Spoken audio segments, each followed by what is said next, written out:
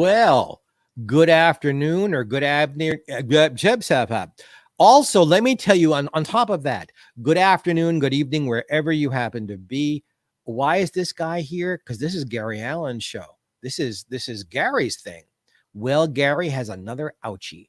So I'm his buddy Geoffrey Mark, and I'm filling in for him this week. And I think you're gonna miss Gary, but you're gonna love our guests so much this time. You're almost gonna not notice that Gary's not here. I have two wonderful guests for this hour. One is a man you will know instantly because he is a big, bright star, a good friend, an enormously talented man. In our second half hour, we have the Queen of Hollywood, the woman who's the head of the Hollywood Chamber of Commerce. She owns the Hollywood Museum. She's in charge of who gets to get their star on the Hollywood Walk of Fame. What a wonderful, wonderful filled hour. So let's all say hi, Gary. Please feel better. Hi, Gary. Please feel better. Okay. And without any further ado, my first guest today is a good man. And I can't always say that about people I have on my shows because I'm honest. He is a good man. He's got good character. He cares about people tremendously and spends a lot of his time helping people to be better, to feel better, to do better. On top of that, he's an amazing actor, an amazing singer, an amazing businessman. If I didn't love him, I'd hate him. He's ridiculously good looking. He is my friend and yours, Anson Williams. Hey. Hi, Hey, hey. hey. So Where's here we Gary? are in these. Oh, never mind. Here we are in these little boxes again. Did you ever think we'd be doing shows like this in little boxes? No, I never thought. I mean, I remember growing up, the whole idea that you could actually have a watch and actually see a face and talk to somebody. I mean, that was beyond a fantasy. You remember that? Dick Tracy, baby. Oh, such an imagination. Look where we are now. You know, we're not. I think we they say it's not to the age. We're not in the age of discovery anymore. We're in the age of mastering what we've discovered and what we created, and it's just it's incredible what these talented individuals have like figured out and really progress so many good things in so many good ways. A lot of good, a lot of positive. Which do you enjoy more, the creative part of acting and singing and that stuff, or the business part of what you do? Which satisfies your soul more? Oh, only the creative.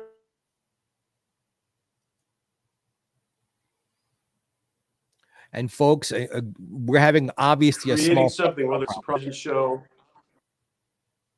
Oh, are we back? You're freezing up a little bit, so just talk a little more slowly, and we'll have to just be patient because one of the things we cannot control is technology. Yes. Am I better now? A little better? You're wonderful. You're wonderful. Oh, thank you. I feel secure.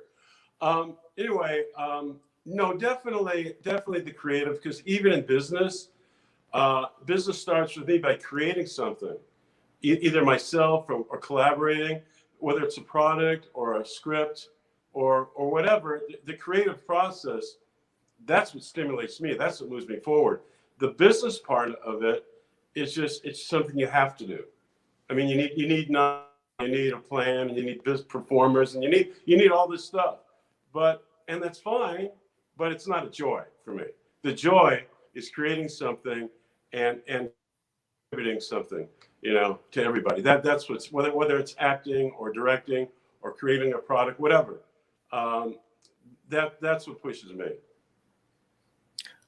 Do you ever, you and I both have an awful lot of friends in show business.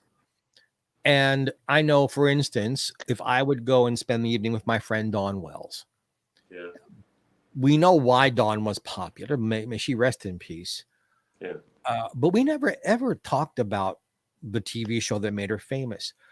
Does it ever become a burden to you knowing that your initial fame in show, because you've been in the business a very long time now. Yeah.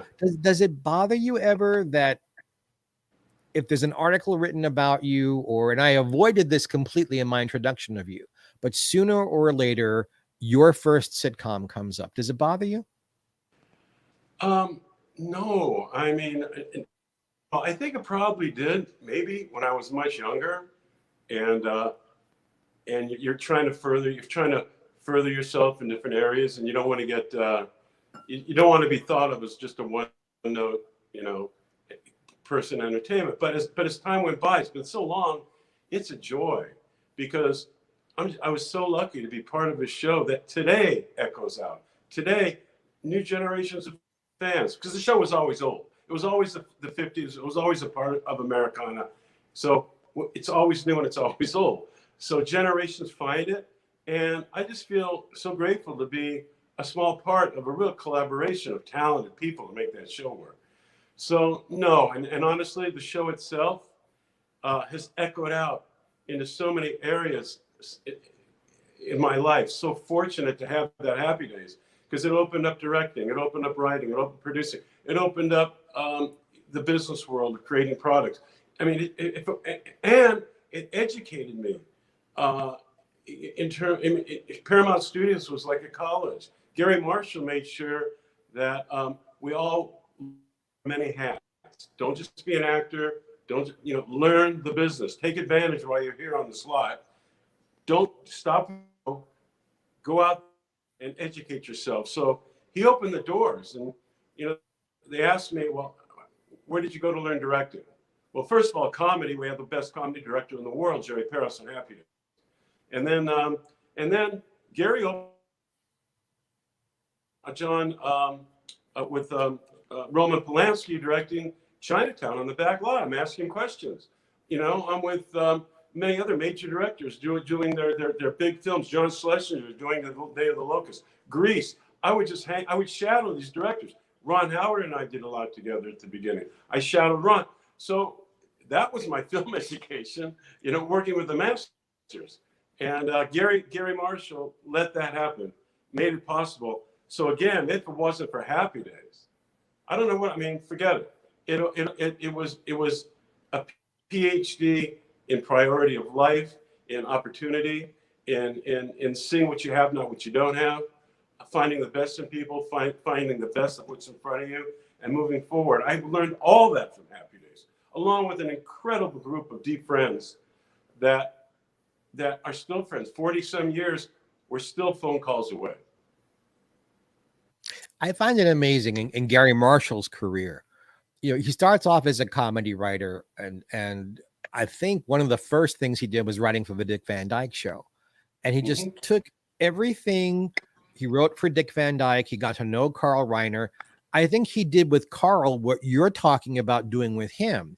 He saw the Desilu, Danny Thomas, Sheldon Leonard paradigm, the model for how you do this, and you do it well, not just slicing off bologna and throwing it out there, but really a quality product.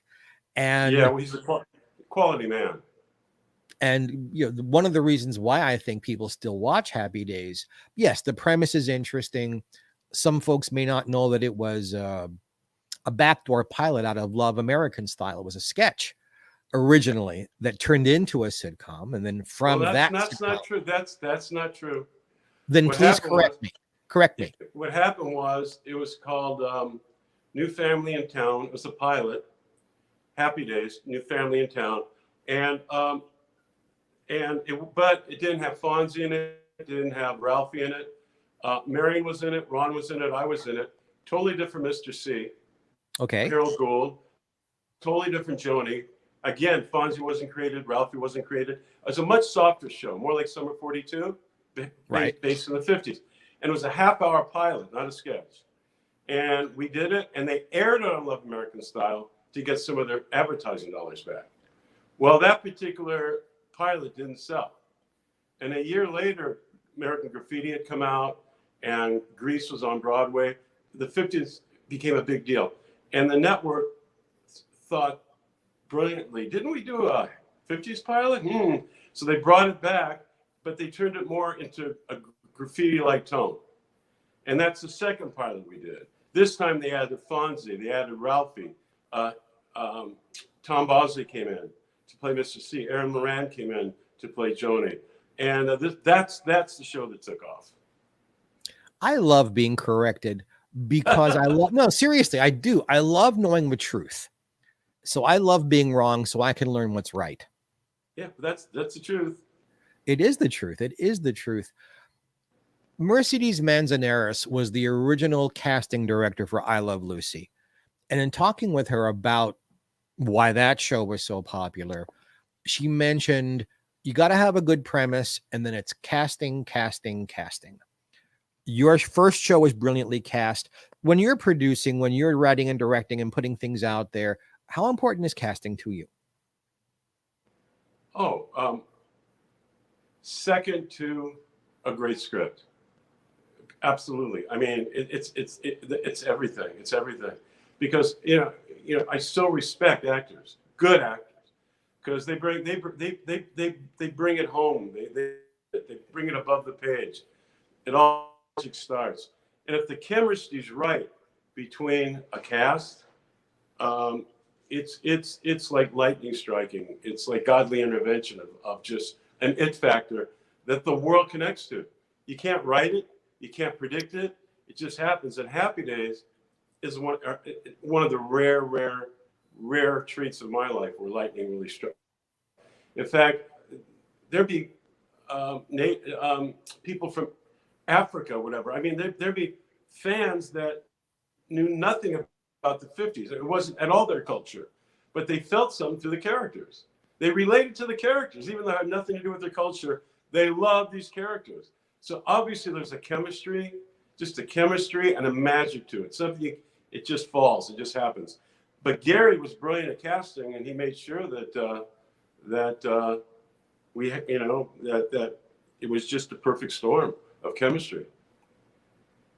Perfect storms would be probably a good segue to what I want to ask you about next. A perfect storm is also helping to save lives.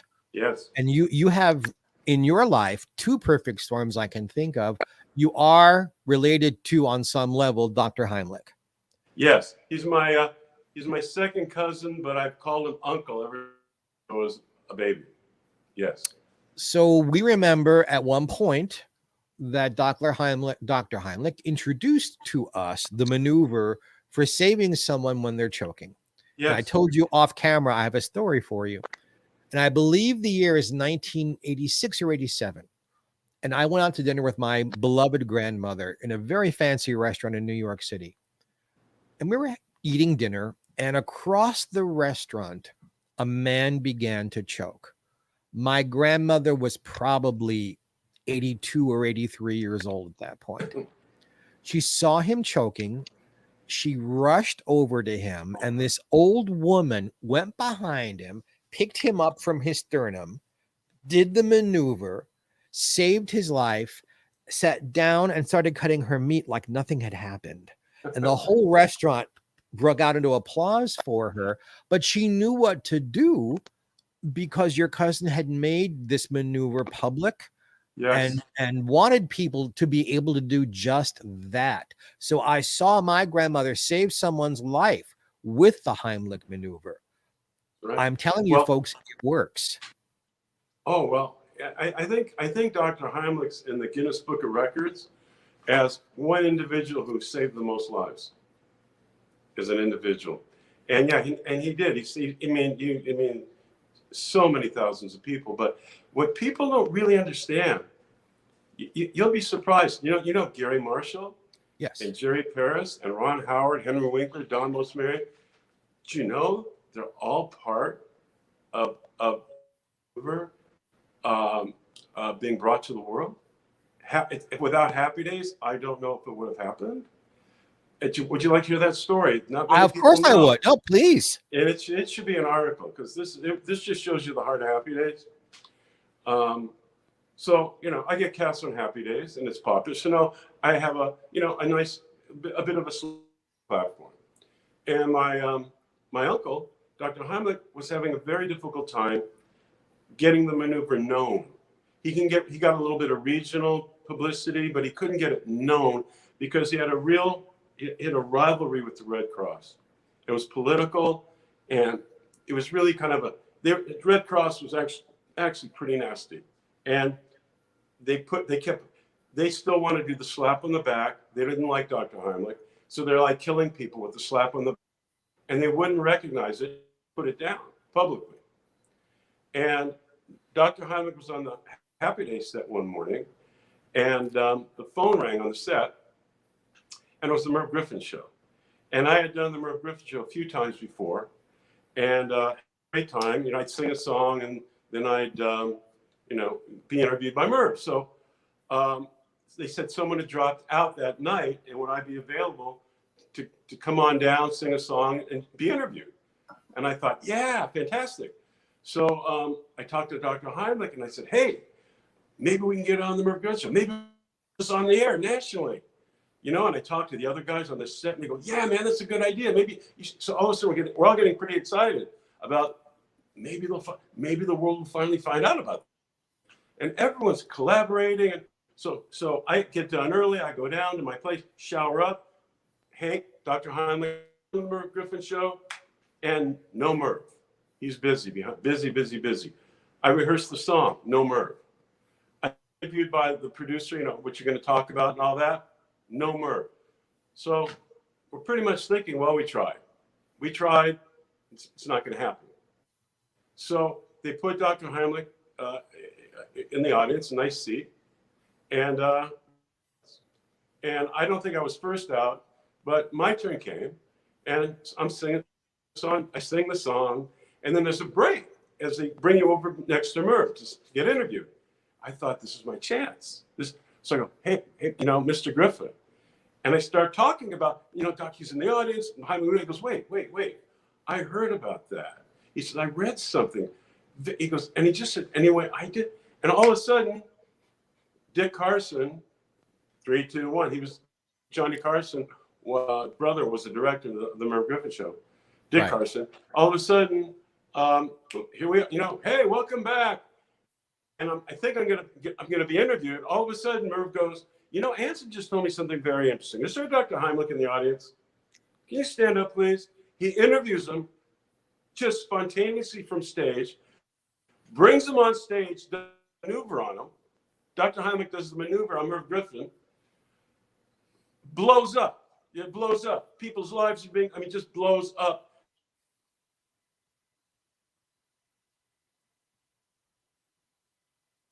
And we're having another technical glitch.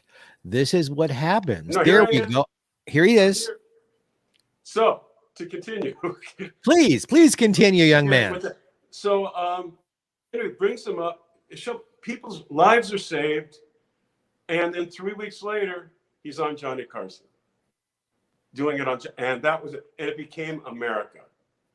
But it was that moment, that little moment on Happy Days, that out of the blue, godly intervention, this national spotlight, you know, was able to happen. And if it wasn't creating Happy Days, if it wasn't for a great cast, I wouldn't have been, there'd have been no platform. You know, he'd have still been struggling to get the Heimlich maneuver out there to save lives. But because of Happy Days, that took the Heimlich maneuver. And I thought there was such a lesson in terms of what you do with celebrity. Like Gary Marshall used to say, you guys are going to be popular. People are going to, he says, do good things with it. Do good. If they're good, let people know they're good people. You know, help people. And that's what we did. All of us, you'll see every cast member has helped so many people, have been real selfless and used their platform to bring attention to important things. And you continue to help people with something that's close to my heart, because I developed sleep apnea. And because of it, when I drive, even as far, I live in the desert, as some of you know, I live in Palm Springs. But when I have to go to Los Angeles, even that short of a trip, I sometimes start to do this when I'm driving. Yeah. And I know you have a product, and I say this as it sounds like I'm a paid spokesperson. No. It works because I know it works, Would you talk about alert drops, please? Because I don't know how many lives you can possibly save with that, including my own. Well, it's alert drops. Again, it was Dr. Heimlich's genius that it made all this possible. Because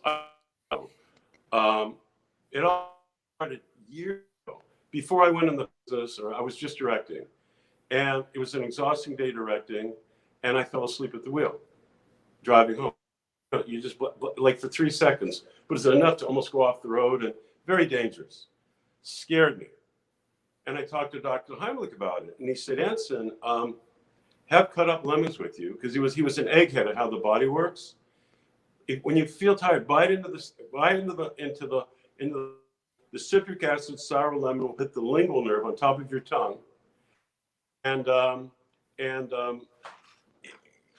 you'll reaction of the body's adrenaline. You're up, nothing in your system, your body waking the body. No more different than going to the doctor, checking your reflexes, your arm, your knees. Same thing, there's reflex reaction with tongue and brain.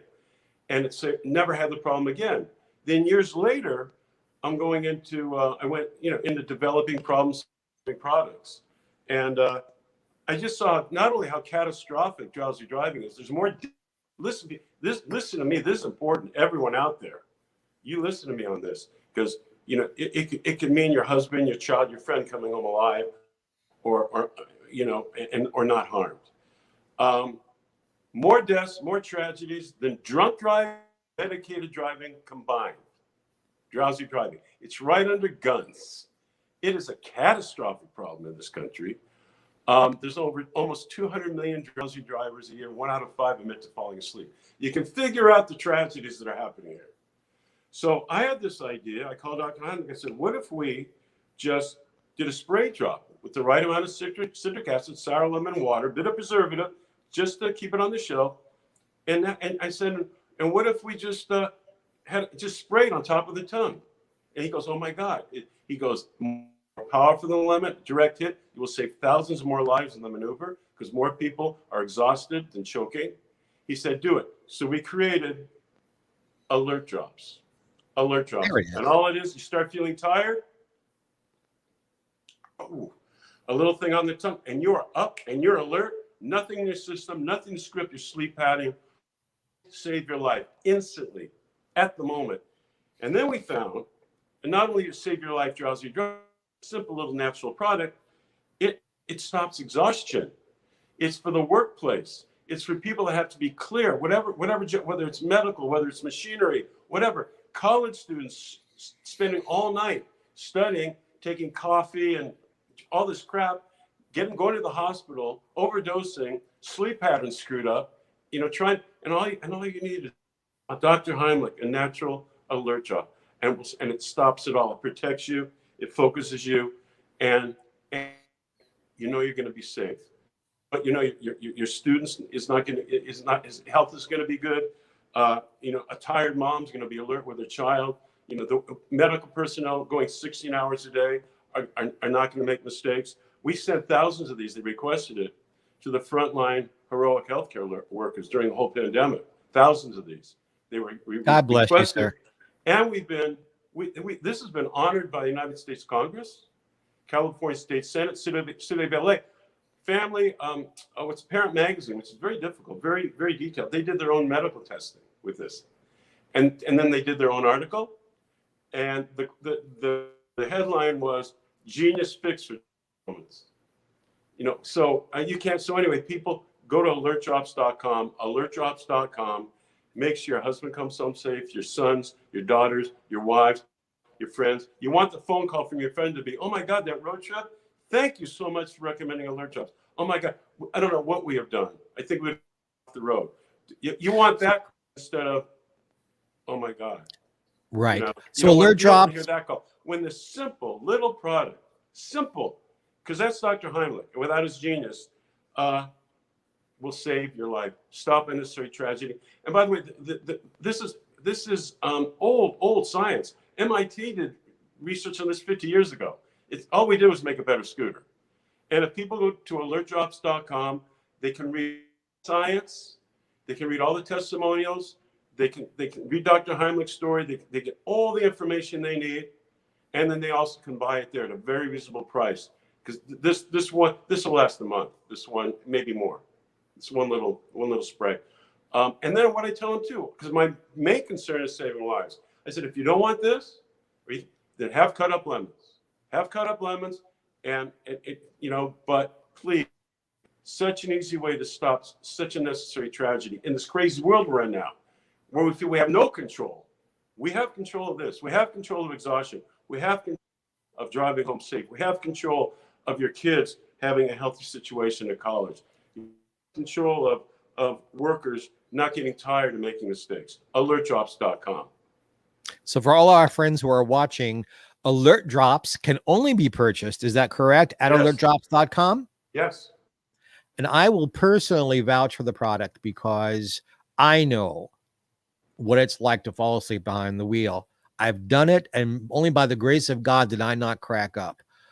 You fall asleep and you wake up and you realize I'm not where I was before. What happened? So please, all of you out there, not because Anson wants your money, but because Anson wants you to stay alive. Alertdrops.com. It's a wonderful, safe product, and I will absolutely vouch for it. Thank you so much. So this is to help everybody. And Dr. Heimlich passed away just, I guess, a little over 3 years ago. But before he passed, one of our last conversations was me promising him that this would go in the marketplace, because he knew what it meant. Well, anything I can do to help you, just let me know. Thank you. Apart and aside from Alert Drops and the maneuver and your wonderful, wonderful history, the world is opening up again. What is next on your creative plate, Anson? Oh my gosh. We just, I can't say too much about it, but it's a wonderful reality pilot that we just sold into development. It's going to be really unusual. Very excited about it. A couple other movie of the weeks in development, and then starting to do some personal appearances again. Also, yay! It's opening up a little bit since we're all vaccinated, and And hey, everyone get vaccinated, please. Jeez, please. Please. Yeah, we've been vaccinated. That's why we're able to go out and do stuff. That's right. Look at the drop in California. I mean, come on, get vaccinated. This is not political. It's not political. It's not. It's they say what I mean. These companies know what they're doing, and Dr. Fauci knows what he's doing. They're there to help us, not hurt us. So one of these days, I want to talk you into producing a film of my Ella Fitzgerald book. Oh yeah. Because I would love for you to do that. I mean, for you to do that. That would be incredible. He's amazing. Yes. Yeah, the story is compelling. It would make a great film. Yes. Well, I thank you so much, sir. Our next guest is not back yet, but I think you have something you need to do, or do you want to sit and talk for a while? I do have to do something. But all right, then I will fill the time and say, Anson, thank you so much. Look for alertdrops.com. I highly recommend the product, and I'm very grateful, my friend, that you came on with me to play today. Oh, thanks. It was a lot of fun, and thank you for helping me bring safety to all your fans watching it, because you can't do this alone. You all need to collaborate together to get something good done. So thank you. I'm a big believer in what you were taught. If we can't use our fame to help other people, what's the point? So exactly. Yeah. Okay, exactly. my friend. I'll be talking to you soon. Thank you. Everybody at home, let's have a hand for Anson Williams. Yay! Thank you, my friend. Our next guest has not joined us yet electronically, but she will. So let me tell you a little bit about her. And let me one more time say, I'm not being paid. First of all, I'm not even being paid to do this. I'm doing this because I love Gary. But I'm definitely not being paid to plug Alert Drops. I did it because I really believe in it. I have the problem Alert Drops fixes. I fall asleep, especially at night, if I am driving all by myself in a car. It's about a 2.5-hour drive from where I am. This is a good segue to the Hollywood Museum, where our next guest owns and runs beautifully. So for me to get there, to be a celebrity, to hang out with my friends, to walk the red carpet, I drive 2.5 hours. At night, I fall asleep. Figure it this way: I drive 2.5 hours to get there. The event is 2 or 3 or 4 hours of me on my feet. Maybe I join some folks for something to eat afterwards. And then I have to drive back to the desert again late at night in the dark. And I'm tired by that point. Those drops work, they work safely because I'm the most allergic person on the planet. And if they don't bother me, they're not going to bother anybody. So please, please, please, please, please look at the product. Go to alertdrops.com. Take a look for yourselves. Let me set up Donelle, and until she shows up, I'll tell you some stories about working with her. There was a building called the Max Factor building in Hollywood. Those of you who are big I Love Lucy fans will remember that in the closing credits of I Love Lucy, it says makeup by Max Factor. Well, Max Factor was indeed a real person. He didn't personally make up Miss Ball, but the Max Factor building in Hollywood on Highland Avenue, right off of Hollywood Boulevard, is the place where everybody went to get their makeup done for when you're building a career, when you're building a look. And every one of those incredible, iconic celebrities had their own look. That was the building, even more so than a particular studio. The studio would send you there to get your look. And they have a brunette room and a blonde room and a redheaded room that is lit just so that you look your best. It is where Miss Ball got her look. It is also where she got her original red hair. And as time goes by, the Max Factor company becomes kind of old fashioned. Donelle can tell us the whole story, but she bought the building and turned its several floors into a museum of Hollywood artifacts. Donelle did for us what Debbie Reynolds, may she rest in peace, wanted to do so badly: have a building that celebrates the history of Hollywood. And on its many floors, there are costumes, awards, video, audio of the Batman television series, Back to the Future films, I Love Lucy, almost anything you can think of classic Hollywood. And they keep rotating the stuff so that if you go back a second time, it's a whole different ball game. I am happy to say that I am one of the people they call and bring in to be part of the celebrations. I have donated to the museum. I have more things I'm going to be donating to the museum. So I'm also a small part of the museum. And I love going there. I love what they do. If you're ever in Hollywood and have a chance to go visit the Hollywood Museum, I strongly, strongly, strongly recommend it. Donelle also is the head of the Hollywood Chamber of Commerce. She is also the woman who helps to decide who gets a star on the Hollywood Walk of Fame.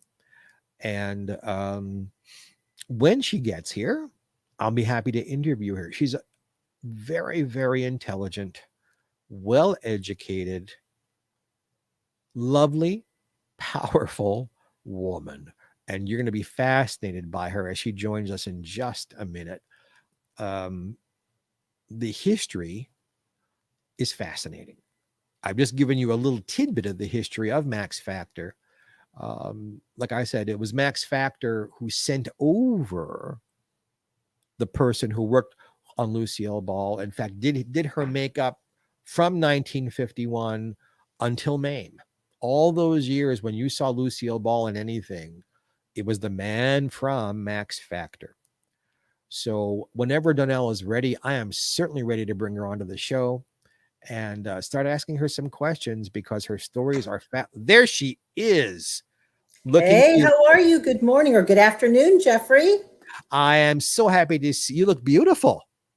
Oh, you're so sweet. We're busy at work at the museum today, getting ready for our reopening. Yes, yes, yes, yes, yes. I just gave you, I don't know if you were able to hear it, wonderful plugs. I told a little bit of the history of the Max Factor building and all the things that you're in charge of. And I've already asked everybody to come see the museum and walk through it. And I told them that every time they come, it'll be different. You can come more than once and see so many fascinating things. So I'm going to ask you a question I don't know the answer to. I know the Max Factor building. I visited it when it was still Max Factor and bought makeup there. How did you come to be in possession of it? And how were you able to do what Debbie Reynolds couldn't and get a real Hollywood museum going? Well, those are all really great questions. Pick one. I keep asking myself those questions even today. So, you know, uh, how did we find the building and why did we want to do it? Well, you know, once upon a time I was a school teacher and my mother was a school teacher. And so both of us, it's very important for us to be able to teach young people, not only to give them information that book knowledge would help them in whatever their profession would become later on in life, but also information about fun things that they enjoyed. And so when it came time for me to give back to the community, I thought, well, I live in Los Angeles. What is Los Angeles' most interesting aspect? And what is its greatest export? What do people from all over the world like to see? And, you know, I realized it had everything to do with Hollywood, motion pictures and television and, you know, stage plays and books about Hollywood. And I realized we really didn't have anything like that going for us 20 some odd years ago. And so I thought, you know, let's give something back to the community and let's give something back that makes sense, that everyone is looking for, not only tourists who come to Los Angeles, but locals alike would like to know what the history of our city is and our community, the Hollywood community. What does that really translate to? So after having taught school, I got into the real estate business. And so it became very fun for me, almost like a treasure hunt, if you can say that, to find the right location for a museum that's going to tell all about Hollywood's activities, because I truly believe that was Los Angeles's greatest export. And for me, proof was that it didn't matter what foreign country I was in. When people ask, where do you live? And I'd say Los Angeles, and they'd say, oh, okay. Well, where in Los Angeles? And I'd say, West Los Angeles. Oh, okay.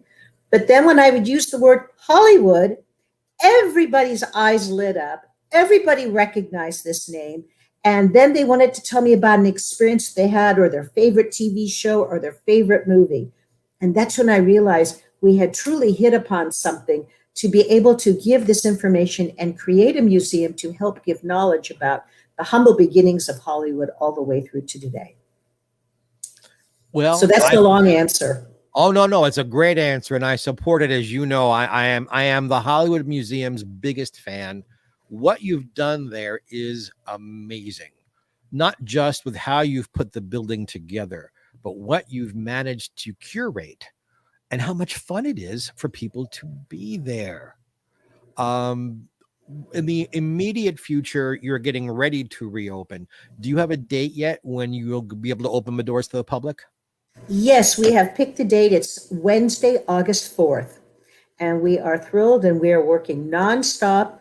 I can't say 24 hours a day, but pretty much round the clock to get ourselves ready, because we've got a lot of great exhibits.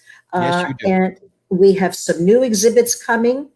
And, it's all about giving all of our visitors a wonderful experience. And I will tell you, many of your visitors, we think, stumble into the museum from Hollywood Boulevard. But in fact, we learn on a very regular basis that this is either their second or third time visiting, or family members have told them about this, or coworkers have told them about this, or they happen to see a story or an interview with a celebrity who talks about their experience and their exhibit at the Hollywood Museum. Everybody who works there is amazing. Even your security guards are amazing people. You've hired so well, but it seems like there's just a few of you who actually do the heavy lifting. How big is your staff to make all this happen? Well, I have to tell you, Jeffrey, if I tell you how many there are on our staff, that's like visiting the Wizard of Oz and seeing the wizard with Toto, pulling the drapery across. And then all of a sudden you see it's one man and he's cranking the wheel. I'm the great, powerful Oz. And, we have to leave some things, in the background. We don't tell everyone everything about who we are. But what I am going to tell you is that each person that works at the museum, they have already had an experience in the entertainment industry. Whether it was working for a celebrity before, whether one of their parents or both of their parents are celebrities, well-known television actors or motion picture stars. We have a great group of individuals that work with us. And that's why you said what you said, because they truly are a perfect match for us. I think it was a loaded question. What I really wanted our friends out there who are watching to know is that you're not a figurehead. You are a hands-on, heavy lifting. The museum is because you do such hard work, and the people you have around you help you with that. But I wanted to give you a plug at how hard you work and how much the success of this place and its existence is because of you. Well, I really appreciate that. I really do, Jeffrey. And when our museum is a nonprofit, we have yet to truly fundraise, and we don't exist on other people's money. When you put your heart and soul into something, it's very different than just a 9-to-5 job. So for me, because I love what we're doing, it's not work. And like you said, we're so involved in so much that we do here. There is not one element of the museum that if you know exactly how we work, there isn't something that tells you, oh, yes, Donelle was involved in this. But I am thrilled to be able to participate on such a hands-on ability. But again, I've got to tell you, and I know I'm not just saying this because you actually know many of our staff members, they are so instrumental in all of this. And we all love what we do together. We don't consider it work. We consider it a wonderful opportunity to share the history, past and present, of Hollywood with all of our visitors that come through the front doors of the original Max Factor building. I know you didn't have a chance to watch. I had Anson Williams on before you came on, and we were talking about how important it is for a sitcom or anything, casting. You have cast your bunch of characters at the museum so brilliantly. Everybody who works there, it's like you almost went to central casting and got the perfect person. And then I can talk about being there as one of your guests when we have celebrity evenings. You go there and yeah, I know all of these people, but you look around and go, I can't believe I'm standing in a room full of 100 or 200 other famous people, and all of us are happy to see the other, and we're all so grateful to you that you give us the opportunity to do that. Well, you are so kind to say that. And, from the time that I first started to think about a Hollywood museum, I knew I wanted to have it like a clubhouse, a home away from home, for individuals who collected, for fan clubs who collected, for the production companies, for the studios who are involved, and for the celebrities themselves to be able to come and chit chat with their friends. It's so much more comfortable to know that you're in a secure environment, not on a public street where anyone can come up to you at any moment in time and interrupt your conversation that you're having with a friend. But you can have great conversations. And I have to tell you, many deals have been made in the museum upstairs on the 4th floor in our banquet room. They came maybe to see a book signing or to a screening or for the Academy Awards viewing party. But their paths crossed with a producer or an actor, And one thing led to another. And by the time the evening is over, you know, they have almost 100% made that deal. Now it's just a matter for their representatives to cross the T's and dot the I's. It's kind of fun what we've done. And I appreciate you saying that. I'm talking from my heart. Nobody gave me a script. I didn't look at your bio. I know you too well for that.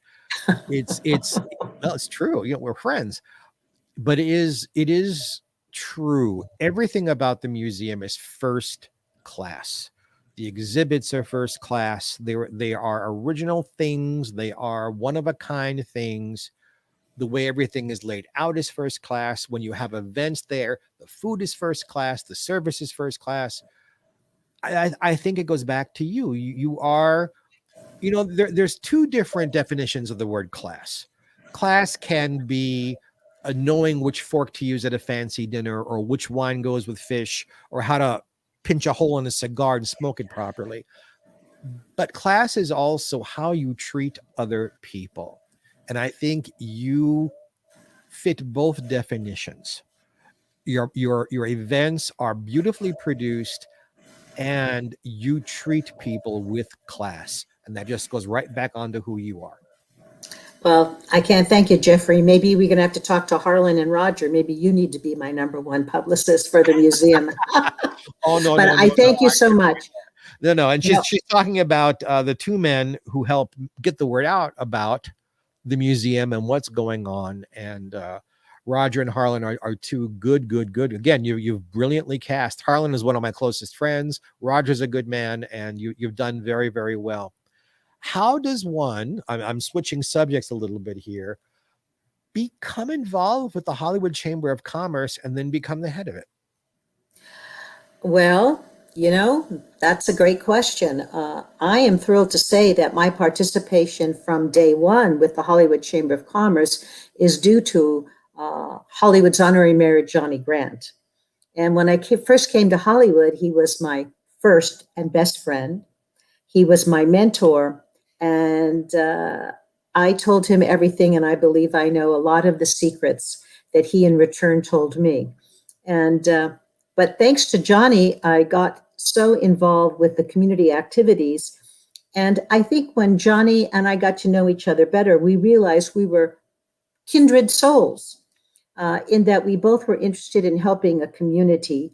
Johnny was the #1 cheerleader for Hollywood for many, many decades. There's even a street named after him at the new Ovation complex, which was the Hollywood and Highland complex, but has now been renamed the Ovation. And it's because of Johnny that I actually stayed in Hollywood and moved forward to open a museum instead of selling the building and, as Johnny would say, making lots of money and moving on and doing something else. But for me, this was all about a love letter back to the Hollywood community, which I don't think I know, Johnny Grant recognized very early on. And he realized that I was not going to give up on this, and this was no easy task. Many others had tried to do this for decades. And maybe because I am stubborn, or maybe a nicer way to say this, I'm tenacious. And I didn't know anybody when I came to Hollywood. If that doesn't, you know, that in itself is something. Why tackle something that you have no connection or contact with? But for me, once again, to say this, it was a love letter back to the community. I did very well in the real estate business. I had many celebrities who were my clients for decades. If only I knew I was going to open that museum when I was working with them, I would have told each one of them, instead of paying me a full commission, I'll discount it. And can I have one article of clothing or one special prop from your TV show or movie of your choice? And I'd love to have it on display in my museum. If I only knew that I was going to do that at that time. But I look back on it and I realize, you know, it is a labor of love. We spent decades. I think I spent 6-7 years looking for the right location, if you can imagine. And of course, the Max Factor building was not for sale, but all of your women viewers and listeners can appreciate this, that we women, we always go after something we can't get. And we always have the ability to change our minds numerous times. But that's just part and parcel of who we are, and it's all good. And so for me, it was finding this building that was not for sale, the Max Factor building, and then talking the owners, which was Procter and Gamble company, who owned Max Factor Cosmetics at the time, into selling the building. And there you were. And there I was, struggling the whole way. It took me 2.5 years to talk Procter and Gamble into selling this building to me. And they knew I wanted to do a museum, and they kept saying, what makes you think you can do this museum? Other people have tried. Other people much more influential than you have tried. Why should we sell it to you? And here we are years later, and there is nobody more influential than you. See how that worked out? Oh my goodness, I have to be very careful now. Geoffrey, you're too good. You're also involved with the people who get the stars on the Hollywood Walk of Fame. Is that a joy for you to be able to be involved in honoring people? Oh, it's for me, it's a personal thrill from my heart. Whether I speak with the celebrities who receive the Walk of Fame stars or not, or their business managers or their agents or their family, that's an additional icing on the cake. The true joy comes from watching the star receive their star in the ceremony, and knowing that that star is going to preserve and recognize that celebrity from that point on for the balance, not only of their career or lifetime, but in perpetuity. And I feel that's where the great honor is, that we're helping to preserve the history and the story of Hollywood and its famous actors and celebrities who help bring people from all over the world who want to see a piece of Hollywood, want to experience it. It works. It works. Are you allowed to tell us who the next honoree is going to be? I shouldn't, so I won't. Okay. But you know what we're very thrilled about is that we are going back to live Walk of Fame ceremonies, and we're just starting this week and in the next few weeks. It'll be very good. KTLA just received their Star of Excellence, and that's very exciting. That's Yay. different than the Walk of Fame, but it's all very similar. And that star was installed at KTLA Studios, and that's the Star of Excellence. And you deserve a star of. Have they given you one yet? Do you have any of these honors that you hand out? You know, in my heart, I have them. Yes, I do. And in my heart, Johnny Grant had given them to me. And I so appreciate that, because it's a very big deal. Well, before Johnny Grant passed, he handed the baton to me very quietly for the Historic Trust, the Hollywood Historic Trust that controls the sidewalks for the Historic Walk of Fame and the ceremonies. I think we need to tell Harlan and Roger that you need to be the new honorary mayor of Hollywood. I think that's a title you should be wearing. How would you feel? You're so sweet. You're so sweet, but I don't think there's enough hours in the day. You know, it's really extraordinary. I have to tell you that right now, we have at our Hollywood Chamber of Commerce, the newest president and CEO. She's been with us for 2-3 years now. Her name is Rana Godban, and she is a human dynamo. And she really, I mean, that's her job, morning, noon, and night. And she really has brought us into the 21st century and then some. And during the pandemic time with our foundation, our community foundation, which I have chaired also, she really has paid it forward to so many community members during the pandemic who may have been homebound or may have been homeless, and with meals and with services. And this is, you know, it was a whole new world for everybody. But I am thrilled to say that the Hollywood Chamber of Commerce really stepped up and helped all of these different nonprofit organizations in the community during this difficult time. It was amazing to me. We had a private party at the museum last month honoring our dear friend Ruta Lee both on her birthday and for her new book. Handled so beautifully. I'll tell our friends about this because we're all concerned about safety and measures. We didn't enter from the front, we entered from the back. We all had to show our cards that we gotten vaccinated. They took our temperature. We wore masks to get in.